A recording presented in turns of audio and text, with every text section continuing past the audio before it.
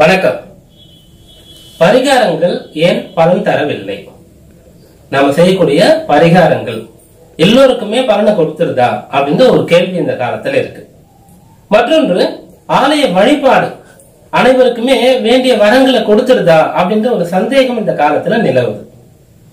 இந்த கோவிலுக்கு போனா இது நடந்துரும் அப்படின்ற அளவுக்கு 100% நம்பிக்கை, உறுதியான முழுமையான ஆத்மார்த்தமான நம்பிக்கை நம்முடைய முன்னோரிடத்துல இருந்தது. எப்படிப்பட்ட நோயும் இந்த ஆலயத்துக்கு போனா தீர்ந்துரும். அதே போல திருமணமாகி எவ்வளவு வருடங்கள் தாமதமாக இருந்தாலும் கூட இந்த ஆலய வழிபாடு செய்தா புத்திர பேரு கிடைச்சிடும். திருமண தடை எவ்வளவு பெரிய தோஷங்கள் இருந்தாலும் இந்த கோயிலுக்கு போயிட்டு வந்தீங்கன்னா சீக்கிரமா கல்யாணம் அமைஞ்சிடும், நல்ல வரன் கிடைச்சிடும், தீராத நோய் தீர்ந்துடும். இப்படிப்பட்ட நம்பிக்கைகள் நம்முடைய முன்னோரிடத்துல இருந்தது. அந்த அளவிற்கு அந்த ஆலய வழிபாடு அவர்களுக்கு கை கொடுத்தது. அதே போல அவர்கள் செய்யக்கூடிய பரிகாரங்களும் பலனை தந்தது.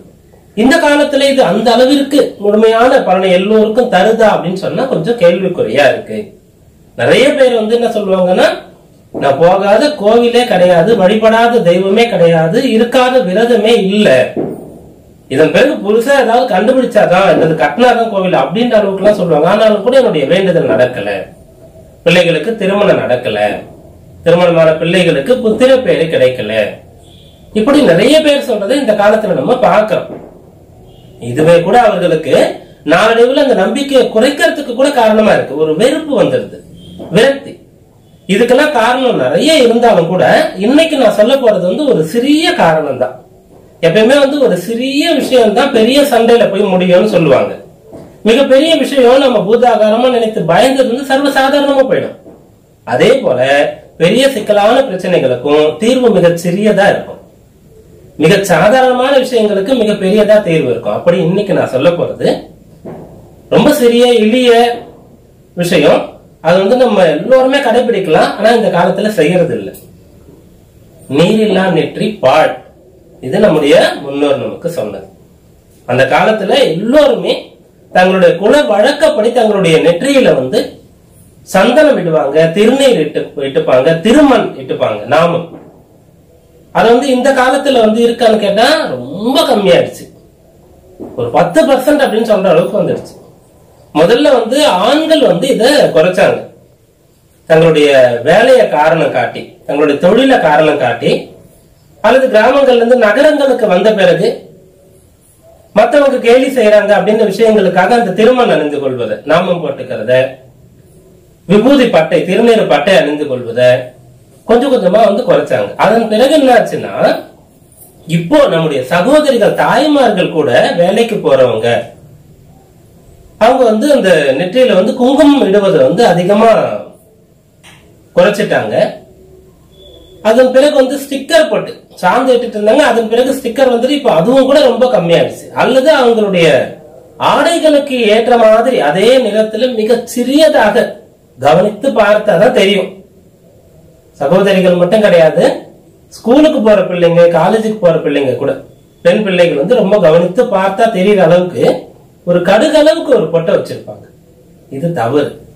இதுக்கும் பரிகாரம் பலன் அளிக்கிறதுக்கும் ஆலய வழிபாடு வரம் தருவதற்கும் நம்ம வரங்களை பெறுவதற்கும் காரணம் இருக்கா அப்படின்னா கட்டாயம் இருக்கு. நம்ம இப்போ தினந்தோறும் பார்த்து பழகக்கூடிய ஒரு நண்பர், அடிக்கடி நாம பார்த்து உறவாடக்கூடிய ஒரு உறவினர், இவர்களிடத்துல உரிமையாக இருப்போம். நமக்கு ஏதாவது தேவைன்னா அவங்க இடத்துல கேட்போம். எப்போதாவது அரிதாக சந்திக்கக்கூடிய ஒரு நபரிடத்துல நம்ம உரிமையா இருக்க முடியுமா? நம்முடைய சுக துக்கங்களை பகிர்ந்து கொள்ள முடியுமா? ஏதாவது வேணும்னு சொன்னா நம்ம அவர்களிடத்துல கூச்சப்படாம தயக்கம் இல்லாம கேட்க முடியுமா?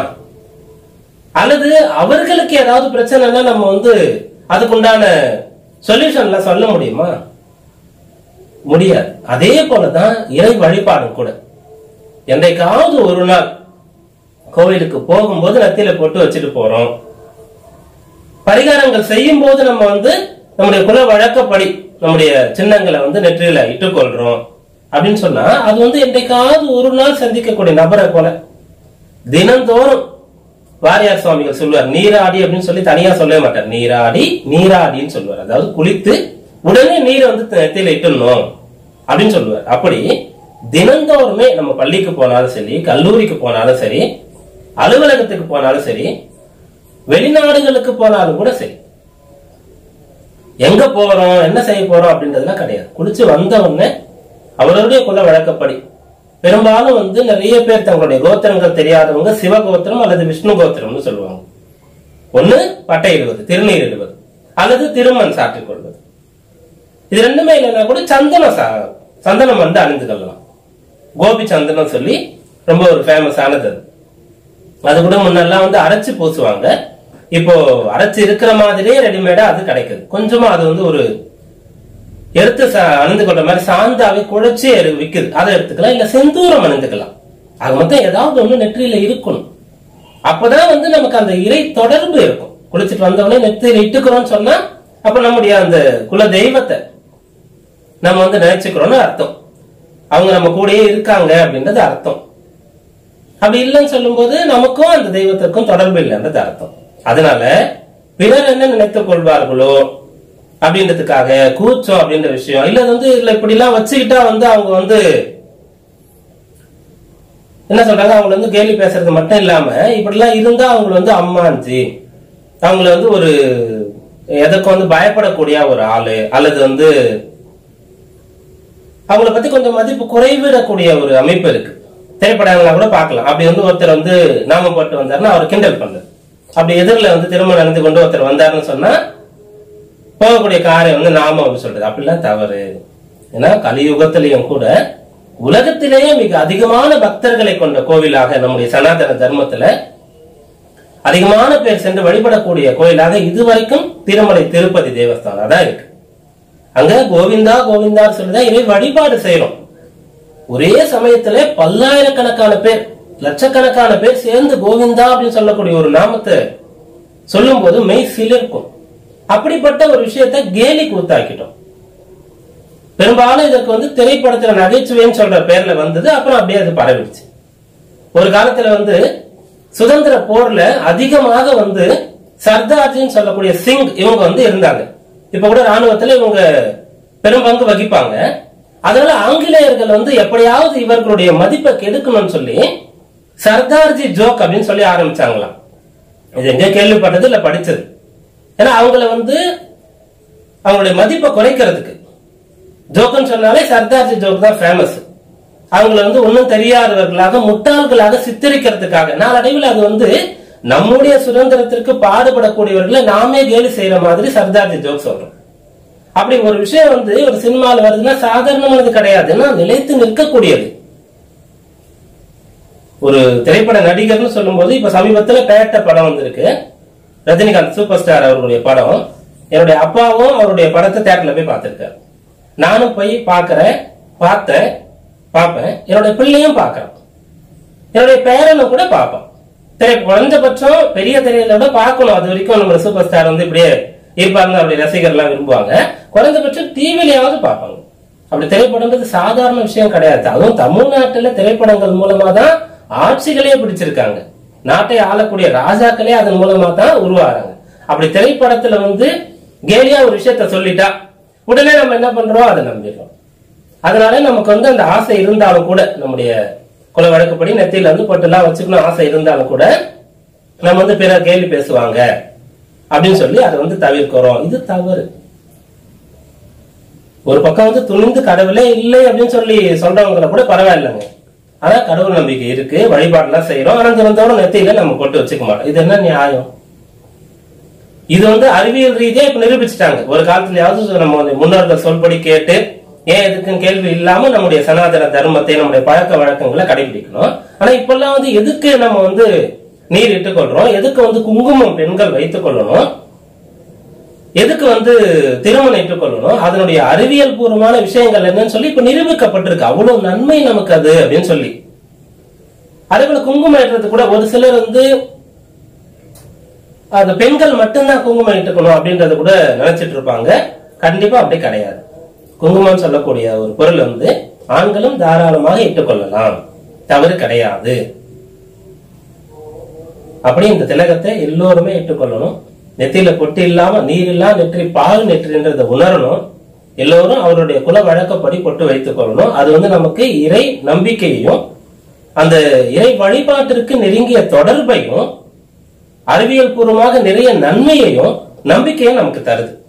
இது எல்லாவற்றுக்கும் மேல சமீப காலத்துல நம்முடைய சனாதன தர்மத்தை, நம்முடைய இந்து மத கடவுள்களை நிறைய பேர் மிகவும் கீழ்த்தரமாக சித்தரிக்கிறாங்க, கேலி பேசுறாங்க, குறை சொல்றாங்க, திட்டுறாங்க. இதெல்லாம் எதனால நடக்குது? நாம நம்முடைய பழக்க வழக்கங்களை சரியா செய்யாததுனால தைரியமா அவங்க பேசுறாங்க. அப்ப நாம எல்லோருமே நெத்தியில பொட்டு வச்சுக்கிறோம்னு வச்சுக்கோங்க. நம்ம இடத்துல அப்படி நம்முடைய தெய்வங்களை தரக்குறையா பேசக்கூடிய ஒருவர் நம்மளை பார்க்கும்போது என்ன பண்ணுவாரு? நெத்தியில பொட்டு வச்சிருக்காரு, இவர் இறை வழிபாடு செய்யக்கூடியவர், இறை நம்பிக்கை உள்ளவர், இவரிடத்துல பேசக்கூடாது.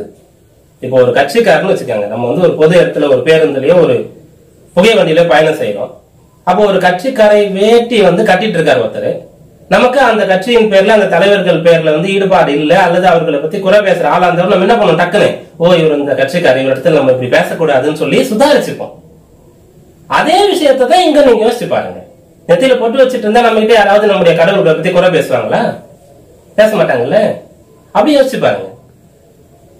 இப்ப அதிகமா நடந்துட்டு இருக்கு. நிறைய பேர் கேட்கிற கேள்வியா தான், என்னங்க ரொம்ப பயமா இருக்கு, சினிமால இப்படி தெய்வங்களை குறை சொல்ற மாதிரி, கேலி பேசுற மாதிரி, மூட நம்பிக்கைன்னு ஒரு காலத்துல நகைச்சுவா சொன்னாங்க. அப்புறம் இப்ப மிகைப்படுத்தி காட்டுறாங்க. ஒருத்தர் சாமி கும்பிட்டுட்டு தவறு பண்ணாரு, அது போல கடவுள் கை விட்டுடுது அப்படின்ற மாதிரிலாம் நிறைய காமிக்கிறாங்க. ஒரு பக்கம் சமூக வலைத்தளங்கள்ல அப்படி நிறைய கேலி சித்திரங்கள். அப்புறம் இப்போ நேரடியாகவே தாக்குதல்கள் நடக்குது. கோவில்கள்ல விக்கிரகங்கள் திருடப்படுது, மாற்றப்படுது. இப்படி நாளடைவில் போயிட்டு இருக்கும்போது எதிர்காலத்தில் நம்முடைய சனாதன தர்மம் இருக்குமா, அழிஞ்சிருமா அப்படின்னு கேட்கிறாங்க. கட்டாயமா எந்த காலத்துல அழியாது. இருந்தாலும் கூட நம்ம இந்த விஷயங்களை கடைபிடிக்கணும். அப்படி கடைபிடிச்சுன்னா சொன்னா கண்டிப்பா நம்முடைய அந்த ஆலய வழிபாடு என்றாவது ஒரு நாள் செய்யறோம், அன்னைக்குதான் கடவுள் ஞாபகம் வருது அப்படின்றது இல்லாம நமக்கு நெருங்கிய தொடர்பு வந்துடும். அறிவியல் பூர்வமா நிறைய நன்மை வந்துடும். இப்படி சொல்லும்போது ஒரு சிலர் கேட்கலாம், ஏன் நெத்தில போட்டு வச்சுட்டாதான் நான் கடவுள் கும்புறேன்னு அர்த்தமா? மனசுல தானே எல்லாமே இருக்கு அப்படின்லாம் சொல்லுவாங்க. கண்டிப்பா ஒண்ணும் கிடையாது. மனசுதான் எல்லாம் இருக்குன்றது ஒரு இடத்துக்கு, ஒரு சில இடத்துக்கு பொருந்தும். ஆனா அது எல்லா இடத்துலயும் அப்படி நம்ம பொத்தாம் பொதுவாக மறுத்து நல்ல விஷயங்களை செய்யாம இருக்கிறதுக்கு அதை பயன்படுத்த கூடாது. அப்படி வச்சுக்கிறோம் சொன்னாலே அப்பதான் நம்ம நம்முடைய தெய்வத்தை நமக்கு இறை நம்பிக்கை இருக்குன்றத ஒத்துக்கிறோம். அப்படி ஒத்துக்கிட்டாலே பெரும்பான்மையான மக்கள் தங்களுடைய வீட்டை விட்டு வெளில வரும்போது பொது இடங்கள்ல, பேருந்துல, புகை வண்டியில, ஒரு திரையரங்கத்துல, ஒரு விளையாட்டு மைதானத்துல அல்லது ஒரு பொழுதுபோக்கு தலங்கள்ல பார்க்கும்போது நெத்தியில நீர் அணிந்து கொண்டு, திருமணம் இட்டுக் கொண்டு, குங்குமம் இட்டுக் கொண்டு இருந்தா, அப்போ அரசியல் சம்பந்தமா இருக்கக்கூடியவர்களும் சரி, அல்லது இது போல கலைத்துறை சம்பந்தப்பட்டவர்களும் சரி, பொதுவாக எந்த துறையில யாரா இருந்தாலும் சரி, அவர்களுக்கு பெரும்பான்மையான மக்கள் இப்படி இறை நம்பிக்கை கொண்டு இருக்காங்க, தினந்தோறும் திலகம் இட்டுக்கிறாங்க, நம்ம அதுக்கு எதிராக செயல்படக்கூடாது, பேசக்கூடாது. அதனால நமக்கு நேரடியாகவோ மறைமுகமாகவோ தொழிலோ அல்லது நம்முடைய அரசியலோ நம்முடைய சினிமாவோ பாதிக்கப்படும் எண்ணம் வரும். சாதாரணமா சினிமால கூட ஒரு ஹீரோவை காமிக்கிறா வச்சுக்கோங்க. அந்த ஹீரோ ஒரு இஸ்லாமியரா இருக்காருன்னு வச்சுக்கோங்க, இஸ்லாமிய நண்பரா இருக்காரு அந்த ஹீரோ. உடனே என்ன பண்ணுவாங்க, அவர் கழுத்துல ஒரு தாயத்தை அணிந்து கொண்டு இருப்பார். அதே போல ஒரு கிறிஸ்தவரா இருக்காரு சொன்னா அவர் ஒரு சிலுவை அணிந்து கொண்டு இருப்பார். ஆனா அந்த ஹீரோ ஒரு இந்துன்னு வச்சுக்காங்களா, எதுவுமே காமிக்க மாட்டாங்க. அவர் நெத்தியில போட்டு வச்சிருக்க மாதிரி யாரும் காமிக்கிறதே கிடையாது. ஏன்னா நம்ம இயல்புல அப்படி இருக்கிறோம் இப்ப எல்லாருமே. அதனால வேலையெல்லாம் காரணம் காட்டாம சபரிமலைக்கு போகக்கூடிய பக்தர்கள் கூட நான் அதான் சொல்லுவேன். இப்போ நம்ம சர்தார்ஜி பத்தி பேசணும் இல்லையா? சர்தார்ஜி எல்லாம் இப்போ வரைக்கும் கூட அந்த டர்பன் கட்டிட்டு இருப்பாங்க. அந்த முக ஷவரன்றது இல்லாம அவங்களுடைய வழக்கப்படி இந்த மீசதாடி எல்லாம் வச்சுட்டு இருப்பாங்க. அப்படியே தான் அவங்க வேலைக்கு போவாங்க. அவங்க நீங்க இதெல்லாம் எடுத்தாதான் இந்த வேலைக்கு வரணும் அப்படின்னு யாரும் கட்டாயப்படுத்த மாட்டாங்க. ஆனா நாம அந்த மாலை அணிந்து கொண்டு இருக்கிற ஒரு 48 நாள் கூட இல்ல, எங்க கம்பெனிக்கு ரூல்ஸ் அண்ட் ரெகுலேஷன் இப்படிதான் சொல்லி மாறிடும். அது தவறு. அப்படி செய்யக்கூடாது. இது போல நீங்க பொட்டு வச்சுட்டு வரக்கூடாது, பூ வச்சுட்டு வரக்கூடாது. இப்படிப்பட்ட விஷயங்கள்லாம் பள்ளிகள்லயே கல்லூரிகள்லயே கூட நிறைய சொல்லப்படுது. ஒரு சில விஷயங்கள் இப்ப சமீபத்துல ஒரு சில விஷயங்கள் மாத்தி இது செய்யலாம் அனுமதி கொடுத்திருக்காங்க. இருந்தாலும் நம்ம எல்லோருமே உறுதியாக இருக்கணும், நம்முடைய மதத்தை காப்பாற்றணும். அதே போல நாமும் பக்தர்களா இருக்கணும். நம்முடைய பக்தி, பூஜை, சடங்கு சம்பிரதாயங்கள், பரிகாரங்கள் இதெல்லாம் நமக்கு பலன் தரணும்னு சொன்னா எல்லோரும் கட்டாயமா நெற்றியில நீர் அணியணும். அப்படி அணிந்து கொள்பவர்களுக்கு தான் இறை தொடர்பு அதிகமா இருக்கும். அவர்களுடைய ஆலய வழிபாடு தான் பலன் தரும், அவர்களுடைய பரிகாரங்கள் தான் பலன் தரும். அதனால நான் அவங்களிடத்துல விளக்கமா சொல்லி இருக்க புரிந்து கொண்டாலும் சரி, அல்லது வேண்டுகோளா எடுத்துக்கொண்டாலும் சரி, அல்லது பயத்தின் காரணமா நம்ம என்னைக்காவது ஒரு நாள் வத்துக்கொண்டா கடவுள் நமக்கு எந்த அருளையும் பண்ண மாட்டாரு, தினந்தோறும் செய்தாதான் நமக்கு அருள் புரிவார்ன்ற பயத்தின் காரணமா நீங்க செய்ய முன் வந்தாலும் சரி, ஆக மொத்தம் செய்யணும். பக்தின்றதே பயபக்தின்னு தான் நம்முடைய முன்னோர்கள் சொல்லியிருக்காங்க. அதனால இன்றில் இருந்து இந்த வீடியோ பார்க்கறதுல இருந்து பார்க்கக்கூடிய நண்பர்கள், சகோதரர்கள், தாய்மார்கள், சகோதரிகள் கட்டாயமாக நீங்க நெற்றில ஒண்ணு விபூதி அல்லது திருமண் நாமம் அல்லது குங்குமம், செந்தூரம், சந்தனம் ஏதாவது ஒன்று கண்டிப்பா இருக்கும். அதை நான் உங்களிடத்துல கேட்டுக்கிறேன். உங்களுடைய பிள்ளைகளுக்கும் உங்களுடைய நண்பர்களுக்கும் சகோதரர்களுக்கும் உறவினர்களுக்கும் இந்த விஷயத்த சொல்லுங்க. அவர்கள் இதை செய்வதற்கு நீங்க தூண்டுகோலா இருங்க. பெரும்பாலும் ஆண்கள் முதல்ல தவிர்த்தாங்க, இப்ப பெண்களும் குறைச்சிட்டாங்க. அப்ப என்ன ஆயிடுதுன்னா ஆட்டோமேட்டிக்கா நம்முடைய பிள்ளைகளும் இந்த விஷயத்த செய்யாம போயிடுறாங்க. அதுக்கு நம்ம காரணமா இருக்கக்கூடாது. எந்த காலத்துல சனாதன தர்மம் நிலைத்து இருக்கும், அந்த தர்மத்துல நம்ம பிறந்திருக்கிறோம். இதே மிகப்பெரிய பேரு. மானிட பிறவி இருக்கிறதே மிகப்பெரிய பேரு. அதுவும் பாரதத்துல பிறக்கிறது, அதுல தமிழ்நாட்டுல பிறக்கிறது, அதுல சனாதன தர்மத்துல இந்துவா பிறக்கிறது. அப்படிப்பட்ட பேரு நமக்கு கிடைச்சிருக்கு. அதனால எல்லோருமே நெற்றியில நீர் அணிந்து கொள்வோம். எல்லோருடைய பிரார்த்தனையும் பலிக்கட்டும். இறையருள் எல்லோருக்கும் கிடைக்கட்டும். அனைவருக்கும் நன்றி. வணக்கம்.